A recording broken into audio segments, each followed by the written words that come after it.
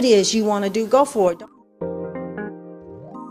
Dream is hard. If you don't live your dream, it's still hard. You might as well pick the harder with the best benefit. You don't have to see the whole staircase, just a step. Nothing worth having is going to come easy. From my tears came my treasure, which is the single wife. Your setbacks are really a setup for something else.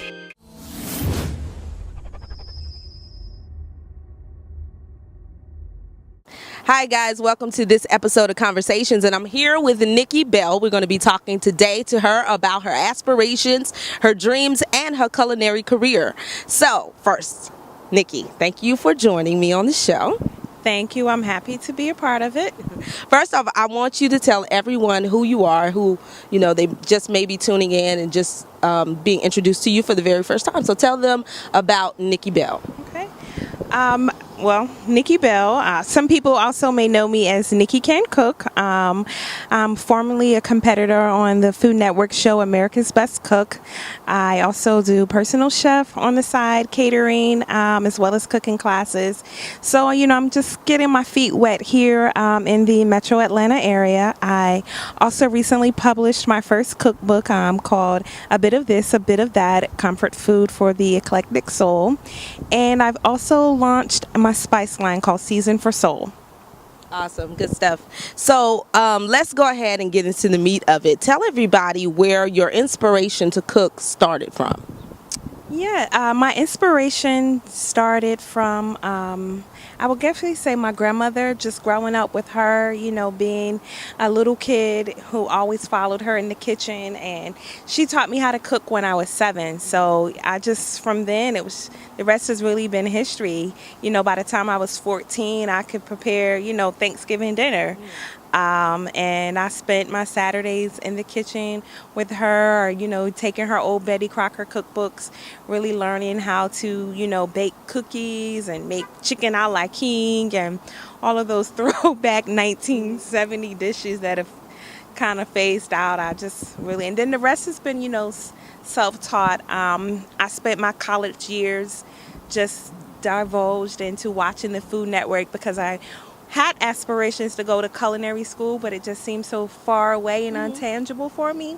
So I just stayed in a regular 4-year program. And what was that program? Social work. Social work. Yes, okay. Social work. So what made you say, okay, in the back of my mind, I want to be a chef, but I'm going to go ahead and take up social work?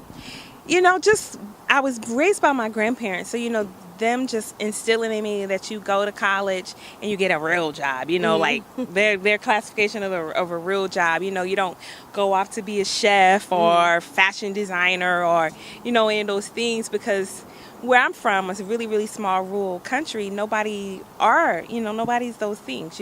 People go to work. Right. So I just said, well, I'll go to college and I'll go to work. And, going to get a culinary degree and being a chef in the kitchen just didn't really line up at that time of my thought process of working, So I just took the social work path. I was like, I love people. I want to help them. I'll just do social work, So now you speak about, where are you from? I am from a really rural town in North Carolina called Pantego. It's off the coast of North Carolina. Tiny. I can't even tell you what the population is. Nobody probably even knows. Hey, I'm from a small, county, and so I definitely understand what you're saying. Like, you do get those that saying of you got to get a real job. My father was always like, get a real job.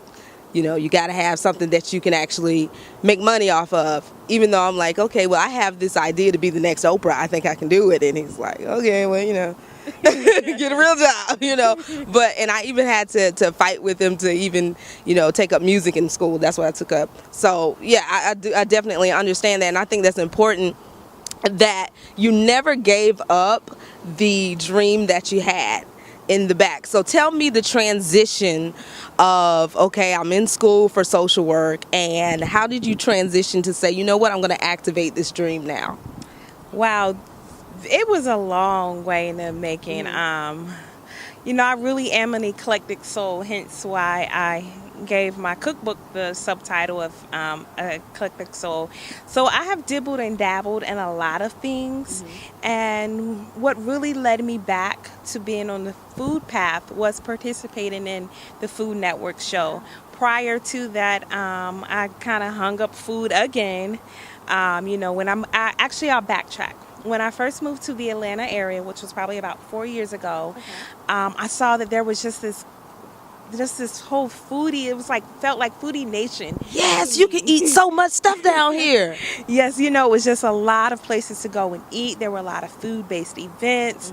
I found out about this underground market that would allow home cooks to come and share their food and sell it at a low price. So when my husband joined me down here, I was like, babe, we have to do this market. So we did the market, and it was awesome. I just got this warming response to my food, and he was like, I just can't believe you just light up when you talk about your food and how people love it. It was good. So we participated in that, and then that market actually became above ground, and we were at Atlantic Station for a few months, and it was every Sunday. But the lady who owned it shut it down. So when she shut it down, I literally shut down. I was forget it, I'm done with food. I maybe catered a baby shower or two after that.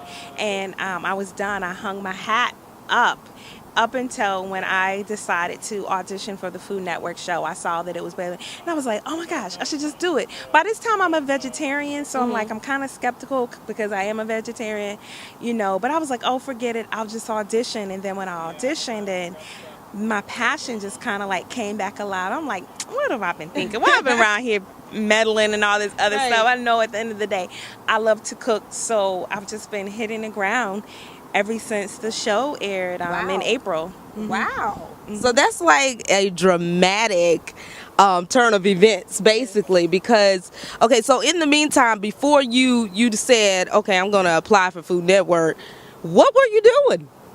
In marketing. I was in marketing. Yeah, which that still is my daytime job. Working for a company called CoreLogic. But prior to that, I've done a lot of contractor work just so that my time could be free for when someone has a catering gig, or I could just really, really work on building my brand. I've kept myself a little bit free for that. So because at the end of the day, I'm an entrepreneur at heart. I don't like going to work for anybody else. I never will. I accepted the fact a long time ago I would never be that person that retired from a company from working there for 20, 30 years. That would not be me. And I've accepted that fact about myself. So that's really what I've been doing. And then, I can just say I've just felt blessed, and the universe has just really just responded to my ask and my desires of just lining things up, and things have just flowed so easily. It was like Food Network show, then okay, let's do a cookbook.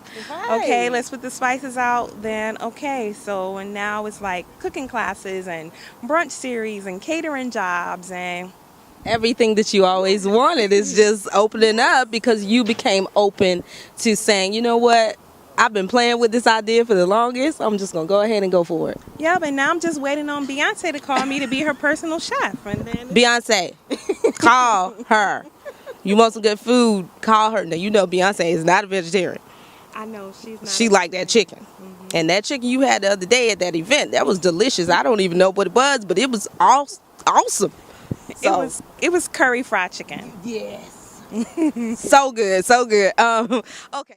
Well, the spice line is still kind of in its baby phases. I'm still working on bringing them to my website, but wherever I go, wherever I am, if it's at a catering event, it's at a cooking client, I'm pushing out those spices. So I can say since its debut, I've sold a couple of 100 bottles, just to the public. So I'm happy about that because I haven't released them on my website yet. So I'm ecstatic about it. I've got a warm reception to its soft launch. So, did you use any of the spices in the curry fried chicken? Yes, I am a firm believer of making all my sauces, making all my spices. I don't like stuff that comes out of a bottle. That's just sauces in bottle just freak me out. It can just live on a shelf for forever and a day. it's just weird. It's just weird to me. I don't know what it is, but it's weird. So yes, I did grind up my own curry powder. And what else did I have that day? Oh, the kale salad, the dressing on the kale salad. I made the dressing, and in the macaroni cheese, I mean, you got to make that from scratch. So So if I get some of the seasoning, I could probably make that same chicken. yes. But in my spice line, it's not curry powder yet. But if you buy my cookbook, I give you the recipe in the cookbook for my curry powder. Yes. Okay. And we need to get this. We need to get the recipe. Tell everybody where they can find you online, because we want to get them to go to the website. We want them to purchase the book. We want them to purchase the spices. This is, cooking spices. Black women cook all the time. So why not purchase your spices from another black woman? So let's try to get those spices. So where can they go and get your information and all that good stuff?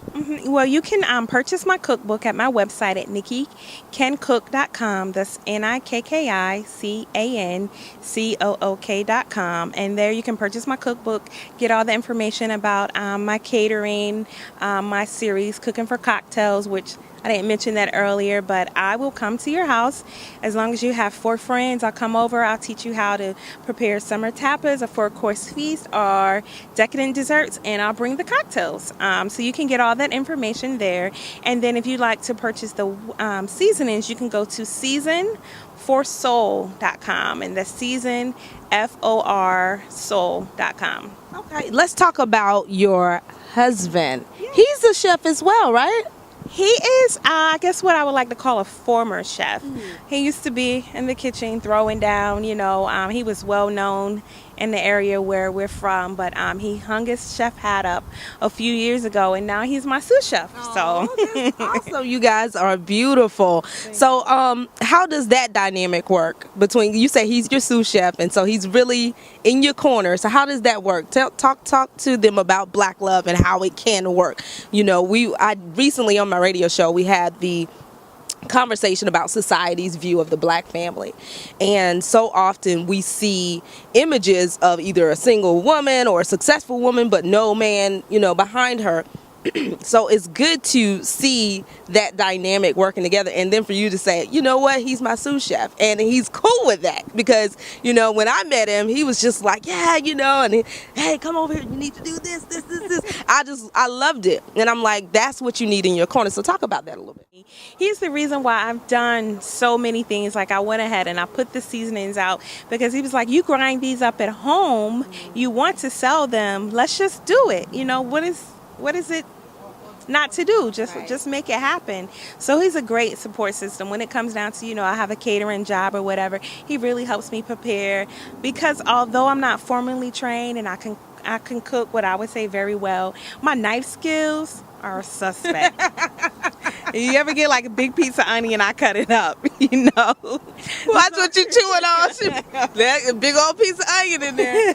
So, I bought him on to be my sous chef, since he can cut up and everything's all nice and finely diced and everything, and he's happy to oblige to do that. And that's kind of just his area he stay in. He lets me do my thing and everything, and that's it. Sometimes we have a little competition, because he's a former chef. He has all these accolades, and here I am, the home cook, and he's like, you can't compete against me, but I love him because he just falls back and allows me to be me, and he plays his role, and he allows me to play my role. So. Awesome. And who cooks the most at home?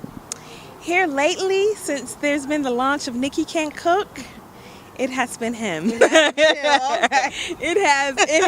is the funniest thing. Here I put myself out to the world as Nikki Can't Cook, and I have cooked the least in my life ever in the past 2 to 3 months. Wow. Actually, since March, when I started on the cookbook, I have not done as much cooking. I probably average a couple of meals a night versus before I was like 5 to 6 meals a week, and now I'm maybe like 1 to 2 meals a week. Yeah. So you the weekend cooker? No, on the weekend I'm definitely not cooking. I'm definitely not cooking on weekend, and we got some leftovers from catering job or something like that. Right. But I hang my hat up on Fridays and Saturdays and need a break. We pull it back out on Sundays. All right, so what would you say to a young lady out there that is aspiring to do something? She has it in her head. People are telling her, you need to get a real job. You need to do something that's more sensible, more realistic. What do you say to her to get to where she wants to be? I would say, believe in yourself. Don't look to other people to support you or feel as though, to give you that boost. You gotta be your own inspiration. Stop looking to outside sources for inspiration. Learn how to inspire yourself. And I think that's the first step to reaching your goals, is knowing and understanding that when other people don't support you, I support me. And that was really, I think, what has pushed me this far, because when I went to audition for the show and I was telling my husband about it, and he's really like an awesome cheerleader, but he was just kind of like, yeah, okay. And I'm like, why are you being my cheerleader? He's like, well, if you want to do it, just do it. And I'm like, that's not what I want to hear. But then I drew back on what I know, like, I want to do this, so I want to do it, and that's all that matters. Right. I don't need a supporting cast to make this happen. I want to do it. And first write out your goals, and then write out those steps on how can I reach those goals. And then don't worry about the how, the when, the where. Just trust in the universe that it will return those things to you as long as you put something into motion. And then that's it. You don't have to see the whole staircase, just a step. Oh, love it. Love it. Good stuff from Nikki Belle of Nikki Can Cook. Make sure you guys check her out online. This has been an awesome conversation with this woman. I learned a lot of stuff. I also learned that she is an advocate of all insects. So don't kill the bugs. Don't kill bugs. Let life live. Respect life. Respect it. I love it, man. It's Nikki Belle of Nikki Can Cook. I'm your girl, Isis. Thank you for tuning in to this episode of Conversations.